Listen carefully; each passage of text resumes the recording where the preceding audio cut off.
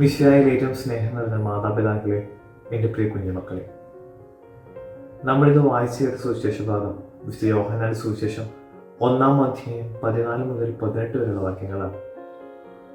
വിശുദ്ധ യോഹന്നാനെ സംബന്ധിച്ചിടത്തോളം വിശുദ്ധ യോഹന്നാൻ സുവിശേഷത്തിലുടനീളം ഈശോയെ ദൈവപുത്രനായിട്ട്, ഈശോ ദൈവമാണെന്ന് ഒരു ഉൾക്കാഴ്ച നൽകുന്ന ഒരു സുവിശേഷകനാണ്.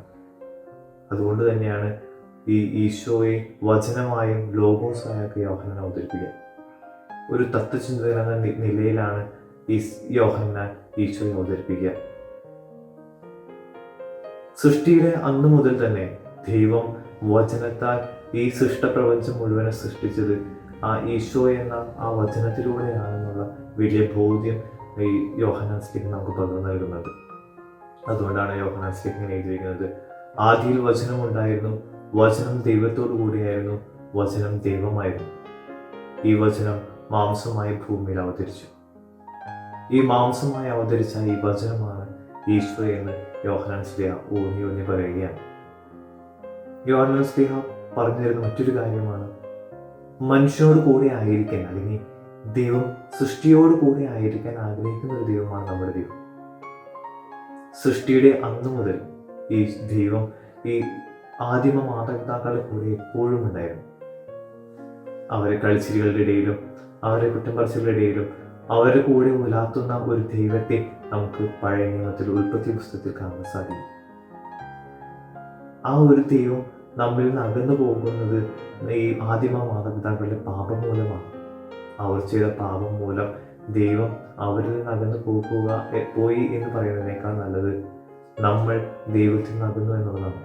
അവർ പാപം ചെയ്തതിനു ശേഷം ദൈവം അവരെ അന്വേഷിച്ചു വരുന്നുണ്ട്. പക്ഷേ അവർ ദൈവം കാണാതിരിക്കാൻ വേണ്ടി ഒളിച്ചു നടക്കുകയാണ്. നമ്മൾ പാപം ചെയ്താലും നമ്മൾ എത്രയൊക്കെ ദൈവത്തെ വേദനിപ്പിച്ചാലും നമ്മെ തേടി വരുന്ന ഒരു ദൈവമാണ് നമ്മുടെ കൂടെ ആയിരിക്കാൻ ആഗ്രഹിക്കുന്ന ഒരു ദൈവം. അതുകൊണ്ടാണ് പാപം ചെയ്ത് മനുഷ്യൻ ദൈവത്തിൽ നകന്നു പോയപ്പോഴും ദൈവം മനുഷ്യനെ തന്നിലേക്ക് അടുപ്പിക്കണമെന്ന ആഗ്രഹത്തോടെ ഈ ഇസ്രായേൽ ജനതയെ ദൈവം തിരഞ്ഞെടുക്കുന്നത്. ഇസ്രായേൽ ജനതയെ ദൈവം വളർത്തി കാനാൻ ദേശത്തേക്ക് കൊണ്ടുവന്നു. ഈജിപ്തിൽ നിന്നും മോചിപ്പിച്ച് ഈ മരുഭൂമിയിലൂടെ യാത്ര ചെയ്ത് ദൈവം അവരെ കൂടെ ഉണ്ടായിരുന്നു. അഗ്നിസ്തംഭമായും മേഘസ്തംഭമായും ദൈവം അവരെ ഇങ്ങനെ സംരക്ഷിച്ച് കാനാൻ ദേശത്തേക്ക് കൊണ്ടുവന്നു. അങ്ങനെ ദൈവം തങ്ങളുടെ ഇടയിൽ വസിക്കുന്നു എന്നുള്ള വലിയ ബോധത്തിലേക്ക് വരാൻ വേണ്ടി അവിടെ ഒരു ദേവാലയം അവർ പണിയുന്നുണ്ട്. അങ്ങനെ ഈ മനുഷ്യന്റെ കൂടെ ദൈവമുണ്ട് എന്നുള്ള വലിയ ബോധ്യത്തിലേക്ക് ഇസ്രായേൽ ജനത കടന്നു വരികയാണ്. അത് തന്നെയായിരുന്നു ദൈവത്തിന്റെ ലക്ഷ്യം. ദൈവത്തിന് നമ്മുടെ ഇടയിൽ വസിക്കണമായിരുന്നു. എങ്കിലും ഈ പാപങ്ങൾ നിമിത്തം പിന്നെയും മനുഷ്യൻ ദൈവത്തിൽ നകന്നു പോകുമ്പോൾ ദൈവം മനുഷ്യനായി, മാംസമായി, വചനമായി ഈ ഇടയിലേക്ക് ജനിക്കുകയാണ്. അതിനെയാണ് നമ്മൾ ക്രിസ്മസായി നമ്മൾ ആഘോഷിച്ചത്. ഈ ദൈവം മനുഷ്യനായിട്ട് ഈ ഭൂമിയിൽ അവതരിച്ചത് നമ്മുടെ നമ്മളോടുള്ള സ്നേഹത്തെ പ്രതിയാണ്. നമ്മെ സ്നേഹിക്കാനും നമ്മോട് കൂടി ആയിരിക്കാനും നമ്മെ സ്വർഗത്തിലേക്ക് കൊണ്ടുപോകുവാനുമാണ് ഈശോ മനുഷ്യനായിട്ട് ഈ ഭൂമിയിലേക്ക് വന്നത്. മനുഷ്യനായി ഈ ഭൂമിയിലേക്ക് വന്ന ദൈവമാണ് ഈശോ. ഈ ഈശോയെയാണ് യോഹന്നാൻ സ്ലീഹ പറഞ്ഞു വയ്ക്കുന്നത്, വചന മാംസമായി നമ്മളിൽ വസിച്ചു വീണു. മറിയത്തിൽ നിന്ന് മാംസം സ്വീകരിച്ച് ദൈവം മനുഷ്യനെ ഭൂമിയിലേക്ക് ഇറങ്ങി നമ്മുടെ പാപങ്ങൾക്ക് വേണ്ടി മരിച്ച് തൻ്റെ ശരീരരത്നങ്ങൾ വിശുദ്ധ കുർബാന എന്ന കൂദാശ സ്ഥാപിച്ച് നമ്മുടെ ഇടയിലേക്ക് തന്നു. ഇന്നും വിശുദ്ധ കുർബാനയിലൂടെ ഈശോ നമ്മുടെ വസിക്കുകയാണ്. ഇതിൽ നിന്നൊക്കെ നമ്മൾ മനസ്സിലാക്കേണ്ട ഒരു കാര്യമെന്ന് പറയുന്നത്, ദൈവത്തിന് നമ്മളെ ആവശ്യമുണ്ട്, നമ്മുടെ കൂടെ ആയിരിക്കാൻ ആവശ്യമുണ്ട്. നമ്മുടെ കൂടെ ആയതുകൊണ്ട് നമ്മെ സ്നേഹിക്കാൻ അതിയായ ആഗ്രഹം ദൈവത്തിനുണ്ടെന്നുള്ള ഒരു വലിയ ബോധ്യം യോഹന്നാൻ സ്ലീഹ നമ്മൾ പറയുകയാണ്. ഈ ദൈവം മനുഷ്യനായി നമ്മുടെ വസിച്ചു. നമുക്ക് എങ്ങനെ ദൈവത്തെ കണ്ടുപിടിക്കാം? അനുദിനം വിശുദ്ധ കുർബാനയിലൂടെ ദൈവം ദിവ്യ കാരുണ്യത്തിലൂടെ നമ്മുടെ ഇടയിലേക്ക് കടന്നു വരുന്നത്. വിശുദ്ധ കുർബാനയായി എന്ന് നമ്മൾ നാവിൽ സ്വീകരിക്കുന്നത് ഈ ദൈവത്തിൻ്റെ ശരീരവും രക്തവുമാണ്. ഈ ശരീരവും രക്തവും നമ്മളിനെ സ്വീകരിക്കുമ്പോൾ, വിശുദ്ധ കുർബാന നമ്മൾ പങ്കുകൊള്ളുമ്പോൾ ഈ ദൈവം നമ്മുടെ ഇടയിലേക്ക് ഇറങ്ങി വരികയാണ്. ഈ ദൈവം നമ്മുടെ ഉള്ളിൽ വസിക്കുകയാണെന്നുള്ള വലിയ ബോധ്യത്തിലേക്ക് കടന്നു വരും.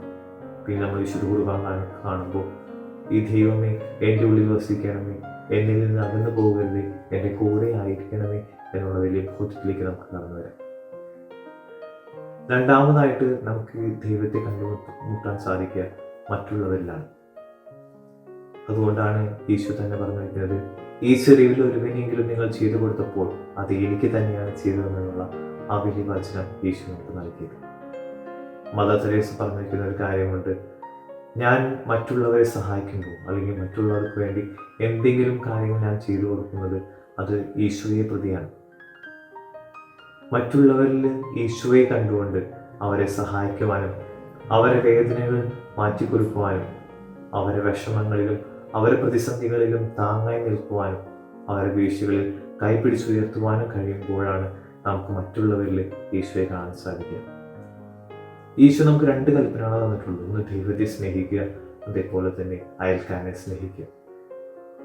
അയൽക്കാരനെ നമ്മൾ സ്നേഹിക്കുമ്പോൾ ഈ ദൈവത്തെ ഈ അയൽക്കാരനിൽ കണ്ടുകൊണ്ട് വേണം നമ്മൾ സ്വീകരിക്കുക. ഇപ്പം നമ്മുടെ ഇടയിൽ കൂട്ടുകാരുണ്ടാവും, നമ്മളുടെ മാതാപിതാക്കളുണ്ടാവും, അധ്യാപകരുണ്ടാവും, നമ്മുടെ ചേട്ടന്മാരും സഹോദരന്മാരൊക്കെ ഉണ്ടാവും. ഇവരിലൊക്കെ ഈ ദൈവത്തെ അല്ലെങ്കിൽ ഈശോ അവരിലുണ്ടെന്നുള്ള ഒരു വലിയ ബോധ്യത്തിലേക്ക് നമ്മൾ കടന്നു വരുമ്പോൾ അവരെ സ്നേഹിക്കാൻ നമുക്ക് സാധിക്കും. അവർ പറയുന്ന കാര്യങ്ങൾ നമുക്ക് കേൾക്കാൻ സാധിക്കും. അധ്യാപകരും മാതാപിതാക്കളും പറയുന്ന കാര്യങ്ങൾ അനുസരിക്കാൻ നമുക്ക് സാധിക്കും. നമുക്ക് വലിയ വെറുപ്പോ ദേഷ്യമോ നമ്മുടെ ഇടയിലേക്ക് ഉണ്ടാവില്ല. ഇപ്പം ശത്രുക്കളെ പോലും സ്നേഹിക്കാൻ പറ്റുന്ന ഒരു സ്നേഹത്തിലേക്ക് നമുക്ക് കടന്നു വരാൻ സാധിക്കും. അത് തന്നെയാണ് ഈശോയെ നമ്മളിൽ ആഗ്രഹിക്കുന്നത്. ചുറ്റുമുള്ളവരിൽ ദൈവത്തെ കണ്ടുകൊണ്ട് ദൈവം നമ്മുടെ ഇടയിൽ വസിക്കുന്നു എന്നുള്ള വലിയ ബോധത്തിലേക്ക് കടന്നു വരാൻ വേണ്ടി ദൈവം നമ്മളെ ആഗ്രഹിക്കും. ഇപ്പം ഈ ഞായറാഴ്ചയിലൂടെ അല്ലെങ്കിൽ ഈ സുവിശേഷ ഭാഗത്തിലൂടെ നമ്മളോട് പറഞ്ഞിരിക്കുന്നത് ദൈവത്തെ കണ്ടുമുട്ടുക എന്നുള്ളതാണ്. നമ്മുടെ ഇടയിൽ ജീവിക്കുന്ന, നമ്മുടെ കൂടെ വസിക്കുന്ന ഈ ദൈവത്തെ കണ്ടുമുട്ടാൻ നമുക്ക് ഓരോരുത്തർക്കും സാധിക്കട്ടെ. അതിനായി സർവേശ്വരൻ നമ്മുടെ അടുത്ത് അനുഗ്രഹിക്കട്ടെ.